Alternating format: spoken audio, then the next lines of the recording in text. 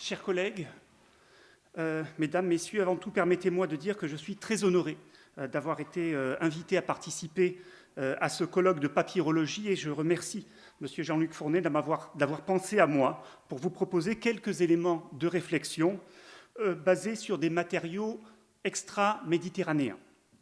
Alors, il me faut également souligner, avant de commencer, que le terme de bambouologie qui figure sur votre écran n'est en aucun cas un terme officiel.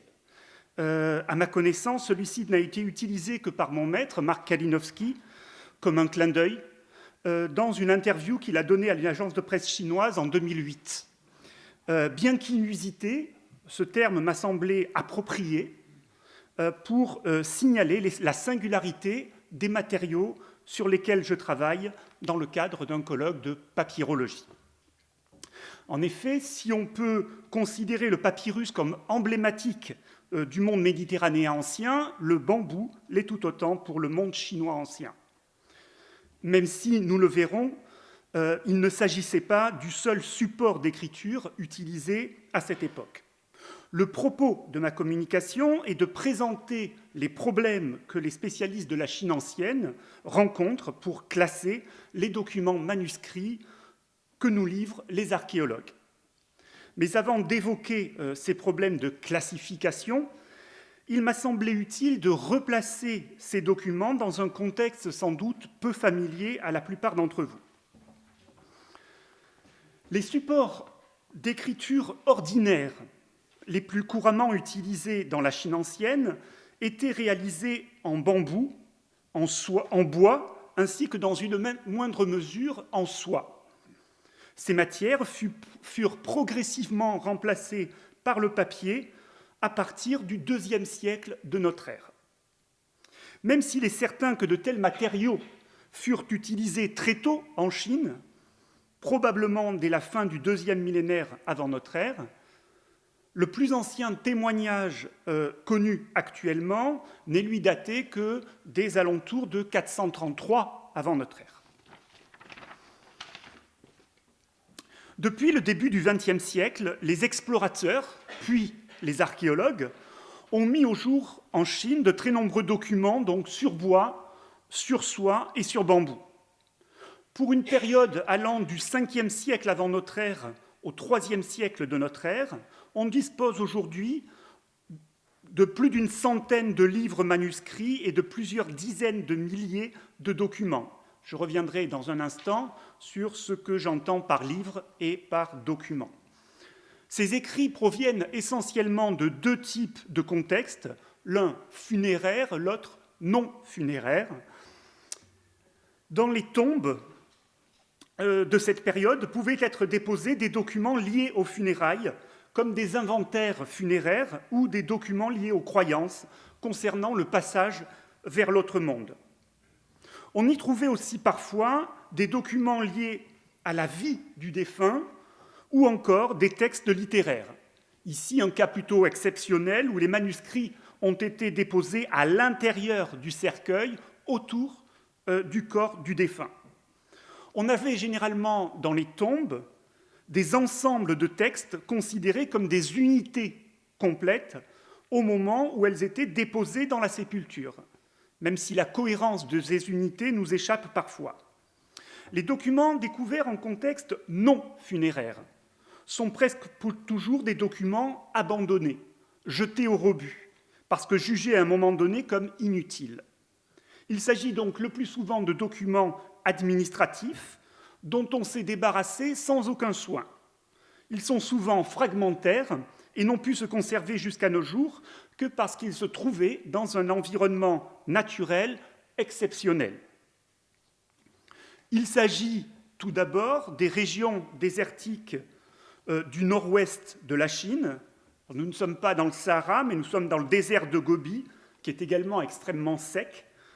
Et l'autre contexte favorable, ce sont les puits où les niveaux des nappes phréatiques sont restés relativement stables au cours des siècles et que l'on trouve principalement cette fois-ci dans le sud de la Chine. C'est dans ce cas, le contexte anaérobie qui a favorisé la conservation des matières organiques dans un environnement humide permanent. Donc, les livres et les documents découverts dans ces différents contextes se présentaient sur des supports au format varié. Nous avons donc d'une part des tablettes en bois ou plus rarement en bambou, le support standard dans la Chine ancienne étant des tablettes d'environ 23 cm de hauteur. C'était un standard dans l'administration de l'époque. On a également des pièces de soie avec de formes et de tailles variées.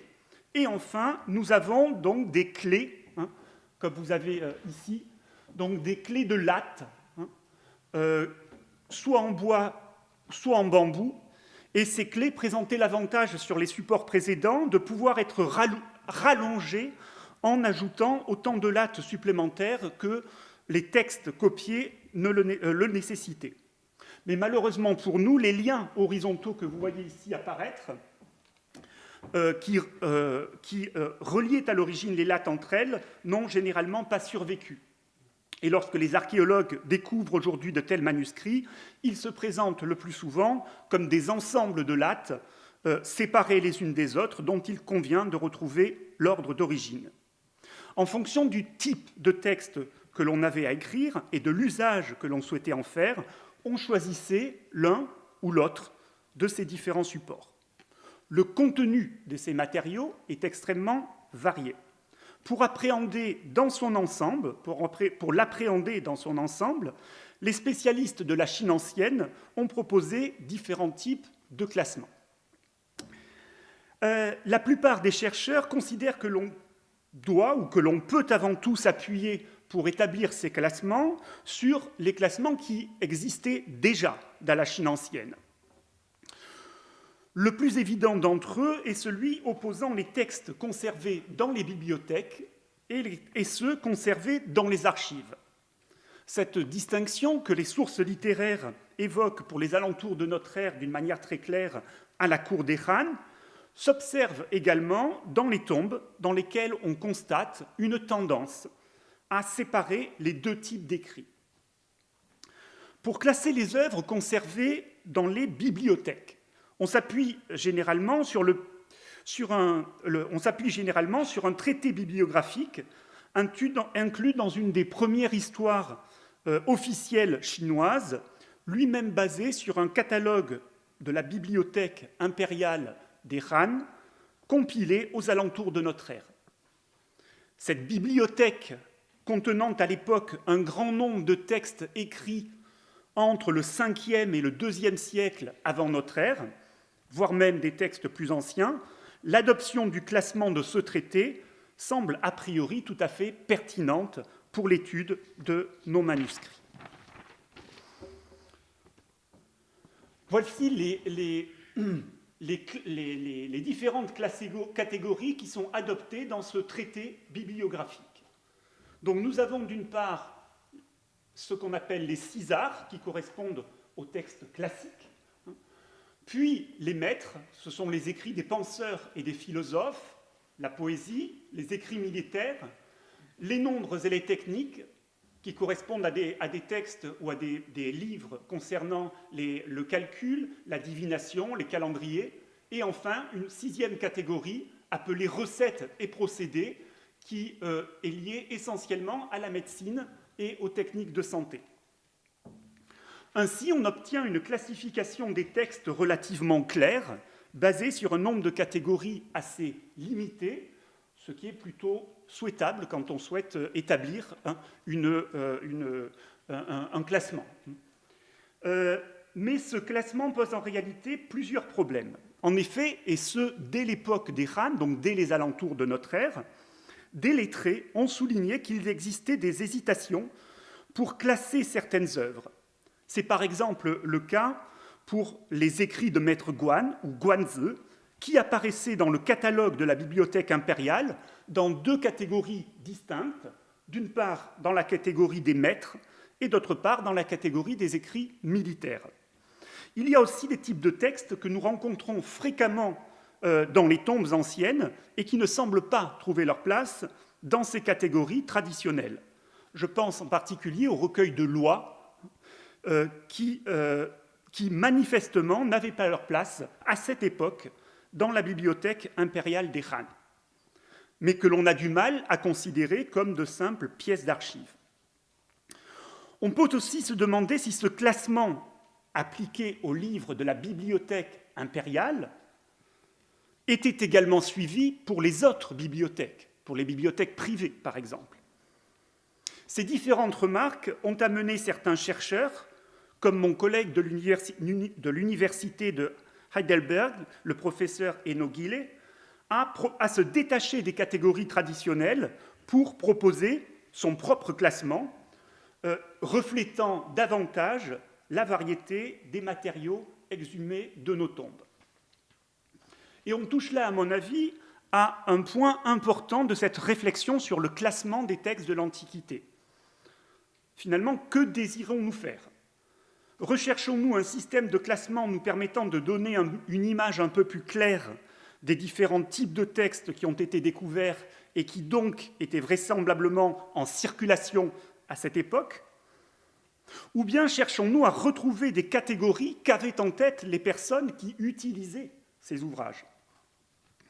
En fait, la plupart des systèmes de classement qui ont été proposés par les chercheurs pour la Chine ancienne sont un mélange des deux.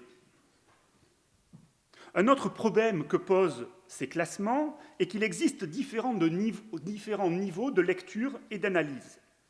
Le classement souvent adopté en Chine entre livres d'une part et documents est basé sur la fonction des écrits, sur leur destination, qui explique pourquoi les uns seront conservés en bibliothèque et les autres dans des archives. Le problème est que nous travaillons souvent, surtout pour les matériaux découverts en contexte non funéraire, sur des textes fragmentaires. Dans ce cas, nous pouvons facilement déterminer plus facilement la nature d'un texte que sa fonction. En effet, nous pouvons, par exemple ici, identifier assez aisément des textes littéraires dans ces fragments écrits sur des lattes en bois abandonnés dans les vestiges de postes de garde aux frontières de l'époque des Han dans le nord-ouest de la Chine. Or, pour l'essentiel, il ne s'agit pas là de fragments de livres, mais d'exercices d'écriture pratiqués par des conscrits. Ainsi, si le contenu de ces copies renvoie bien à la catégorie des œuvres littéraires, les documents en question ne peuvent en aucun cas être considérés comme des livres. Du point de vue de leur usage, les copies scolaires peuvent être rapprochées des brouillons de documents administratifs. Là encore, si le contenu d'un brouillon peut être identique à celui d'un document officiel, le brouillon n'avait bien évidemment pas la même valeur.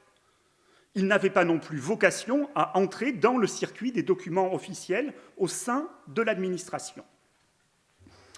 Parmi les œuvres les plus fréquemment copiées par les soldats de l'époque des Han, on trouve ce que l'on appelle des manuels d'écriture, comme par exemple le Zhangyepian. Le fait de copier un manuel d'écriture paraît a priori tout à fait cohérent. Mais le même texte se trouve également, à la même époque, sous forme de livres cette fois, dans des tombes aristocratiques, où il n'avait bien évidemment pas la même fonction. Il témoignait là plutôt de la culture du propriétaire de la tombe. Une des distinctions les plus souvent retenues par les sinologues est celle faite entre texte littéraire et texte technique, qui fonctionnent dans l'ensemble relativement bien. Toutefois, il n'est pas rare de trouver dans les textes techniques de l'époque des Han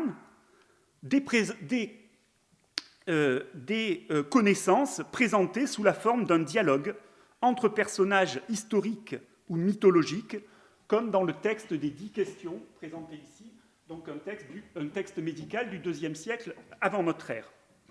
Donc, présenté sous la forme d'un dialogue, suivant un modèle répandu dans les textes philosophiques de l'Antiquité. Dans d'autres ouvrages techniques, comme le texte de mathématiques qui se trouve à la droite de votre écran, c'est dans la préface que seront racontées les origines des connaissances développées dans l'ouvrage en question. là encore sous une forme très proche de ce que l'on peut trouver, de ce que l'on peut lire dans des textes philosophiques ou littéraires, ou historiques. On peut aussi évoquer le cas des pièces de correspondance que l'on identifie normalement à des documents, même si certaines d'entre elles ont des qualités littéraires indéniables, et c'est en partie pour ces raisons que certaines lettres, on le sait, ont par la suite été intégrées dans des anthologies littéraires. On peut faire le même constat pour certains documents administratifs qui ont été inclus ultérieurement dans des ouvrages d'histoire en raison de leur intérêt historique. Certains ouvrages, des ouvrages, pouvaient avoir un statut ambigu, se présentant à la fois comme des œuvres littéraires de la culture lettrée de l'époque et comme des textes pouvant faire l'objet d'une application concrète. Je pense par exemple au Livre des Mutations, ou Zhou-Yi, qui est à la fois un des piliers de la culture chinoise lettrée de l'Antiquité et, pour certains, un authentique manuel de divination. Ou encore, je pense au Traité des arts de la guerre de Sun Tzu, là encore une œuvre appréciée des lettrés de l'époque des Han, et en même temps perçue par beaucoup et jusqu'à aujourd'hui comme un manuel pratique de techniques militaires. Pour conclure cette rapide présentation, je dirais que la question de la classification des documents de la Chine ancienne est complexe et que les réponses qui ont été apportées sont rarement entièrement satisfaisantes. Le plus souvent, elles reflètent, en partie au moins, une perspective particulière adoptée par un auteur. Les pistes de réflexion que je propose n'échappent sans doute pas à ces critiques. Différentes méthodes de classement sont, à mon avis, envisageables, mais il convient de garder à l'esprit les limites de l'exercice.